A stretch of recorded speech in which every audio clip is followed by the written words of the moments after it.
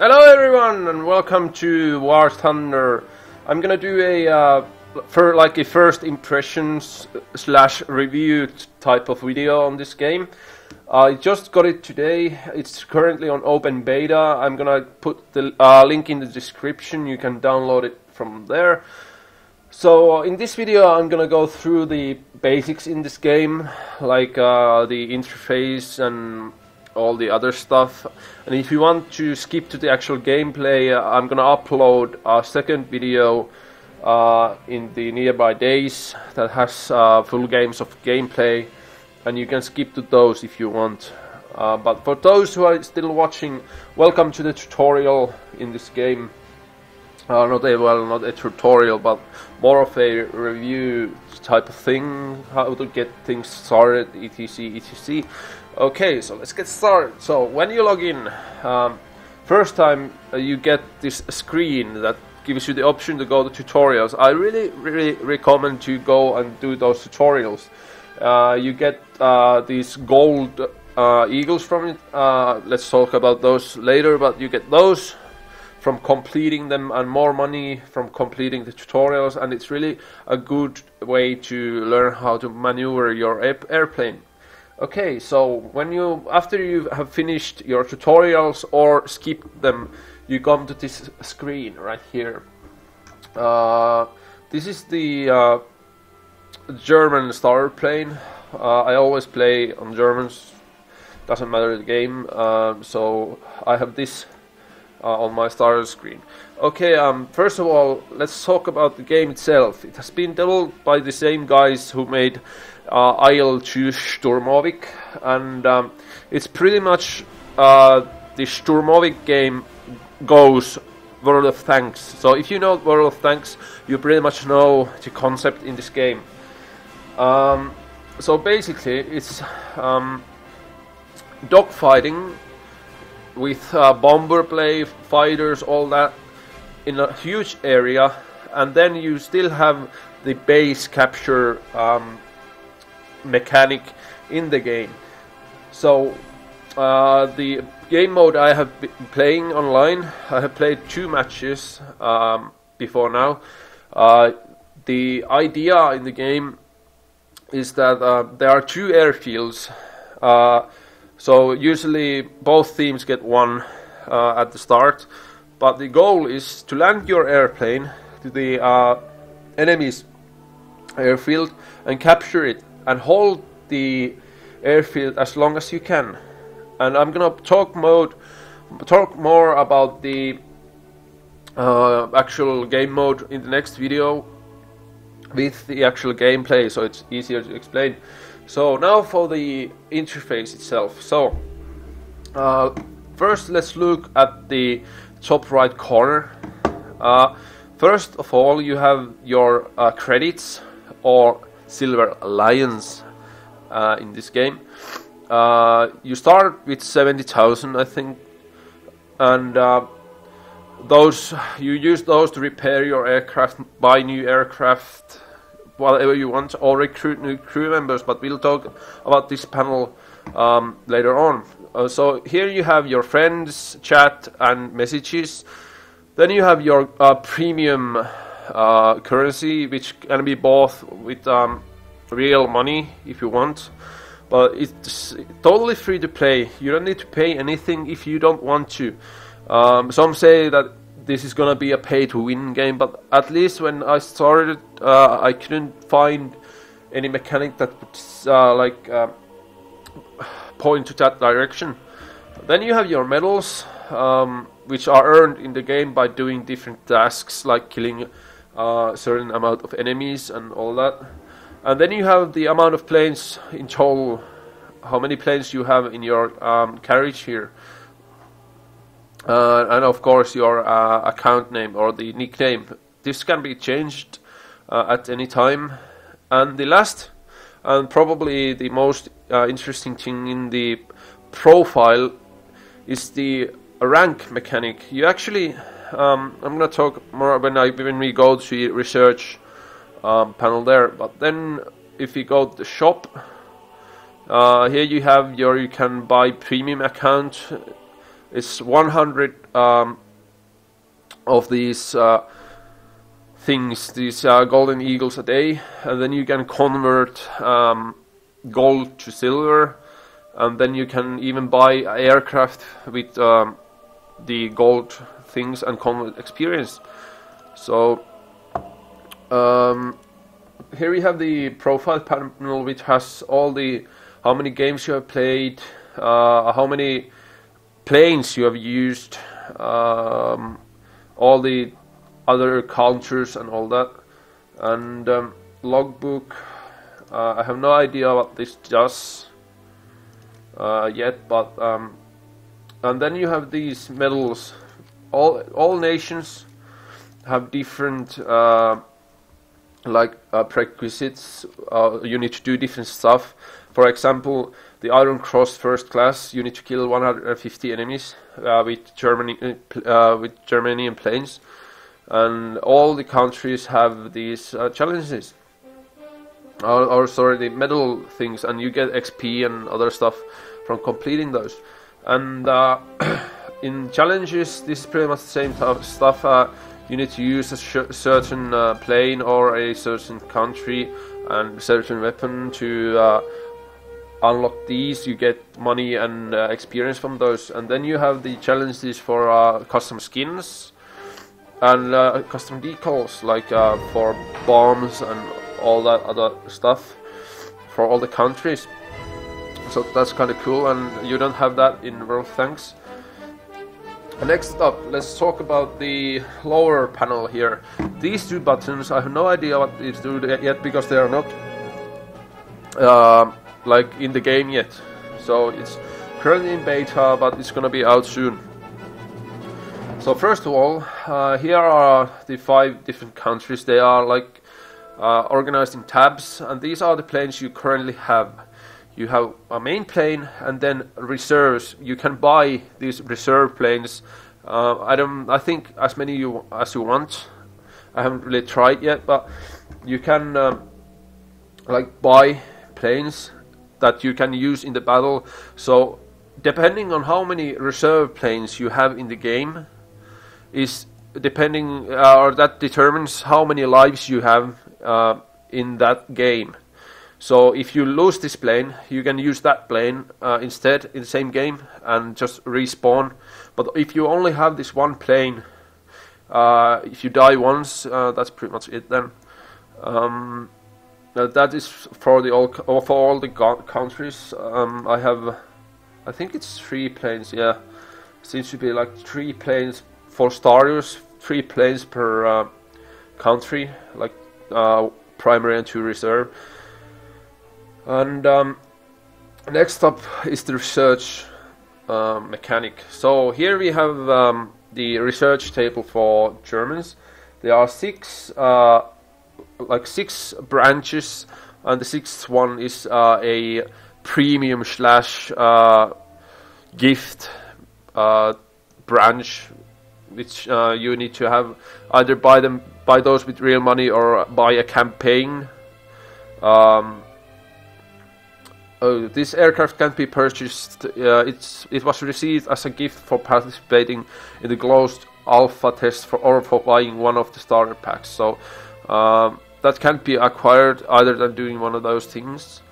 And here you have all the premium planes, but this is kind of interesting. You have, in World of Tanks, you have experience for all your different vehicles. Like if you were playing with a Messerschmitt 410A, you'd have experience on that particular vehicle, and you need experience for that vehicle to unlock the next vehicle in the Tech 3. But in this game, you earn like Air Force rank and your normal rank, and you need a certain rank to buy a new vehicle. So for example, if I wanted to unlock a BF 110 C4, I would need 24,000 lions, which I have, but I need also rank 4, so I actually need to play with lower tier vehicles to achieve the rank needed for researching and buying this plane. And in the stats you can see all the other stuff. You can see the crew train costs 4,900, and all the other stuff like repair costs at average, all the different weapons it has and all that. So that's kind of nice. And you have like there are 108 planes in this game in total, so quite a few planes. And this seems interesting. Like it's made so differently when comparing to World of Tanks. I really look forward in playing this a lot in the future. It doesn't have the proper cross. Damn. So, okay, what should we talk about next? That was the research. Is there something else? Well, I'm gonna show all the research trees. Okay, so this is the United States one. This only has 5 different like selections, and quite a lot of planes nevertheless. Then we go to, you already saw the Germans, so this is the Russian tree. And on this I have certain goals in this game. I need to get certain aircraft, my favorite aircraft from the Second World War, and they are definitely the IL-2. Then if we go back to the German tree, they are the Junkers 87G1, the tank buster. That's one I need to get. I want that plane. And then I think, do I have any United States? Well, the P-47 Thunderbolt, that's one I want. And the Zero plane from the Japanese, if they have it. Yeah, they do. So, oh, what the fuck is it? I can't remember the actual like the code name. That's the Hayabusa. That's already a jet. So, and this at least it seems that it's World War I/World War II planes at the moment. So, seems nice. And it's quite realistic when comparing to like World of Tanks. You have you can land, you can take off. You have like other mechanics and all the game modes. I'm gonna talk about those in a second. But all the you can. Oh, that's one thing I need to like mention. You can, if you have a like a controller for your PC, either a joystick and a throttle, or a like a Xbox 360 controller, you can use those to play the game. I use the Xbox 360 controller to play this game, and it works really well. The controls are pretty well designed for this game, and the voice acting, oh my god. The radio chatter you hear on the background, at least on the single player, you hear the chatter on the right language. So if you're playing on the Japanese, it's in Japanese, or the same thing with other countries, so it's kind of nice. And I think it has a single player of some sort, at least in the tutorials. It's like a properly made single player thing. But I think you have like a single player mechanic as well, but I haven't tried those yet. I've just started the game. But now I need to show you the customization thing. There are not many things you can do with these what is it called, like the starter planes. Oh shit. You can take it to test flight, but I'm not gonna do it yet. This shows you what gun you have on the plane and how much ammo it has, and you can actually change when you try and you get in the game. You can set the distance your guns are aligned. So if it's aligned at 500 meters, the 2 machine guns, if you have multiple machine guns, those rounds meet at 500 meters, so you can change that. And also they have made proper cockpits in this game, so when you're flying you can set it to first person, and you have all the mirrors are working, the back mirror is working, there are proper sights and all that, so it's really like a proper game. It takes you in really well, and it just looks nice and it works well. And then you have different difficulties in the multiplayer. You can go arcade, where the plane is easy to handle, it doesn't stall, it's easy to fly. Then you have the realistic mode, where you need to actually think about the angle you're flying in. If you turn in too steep, you could stall, or like go in a spiral. And those are when you get like a really good at flying on arcade, you could try and crank it up a notch and play on realistic, and find it harder and get more challenge. So the replayability rate on this game should be quite high. And it's about 7 PM while I'm recording this, and we have 28,000 players online, and 859 battles going, so that's kind of good. So these two mechanics are not on yet. Let's see. Encyclopedia. Now here you can read about all the mechanics in the game if you want, about all the game modes, the controls, all that other stuff. I'm not gonna go into detail about those, but you can get this game from the link in the description. It's free to play, 6.7 gigabytes for me. It took about a few hours to download. Really nice looking game, and really fun to play, and I really recommend you to try this out. And is there anything else to talk about yet? Well, if I forget something, I'm gonna mention those in the next video. And of course there's the to battle button, which takes you into battle. And is there anything else? Well, I hope you found this video useful. If something I said was incorrect, you can correct me in the comments, and I'm gonna mention it in a future video. And if you liked the video, leave me a like, do whatever you want.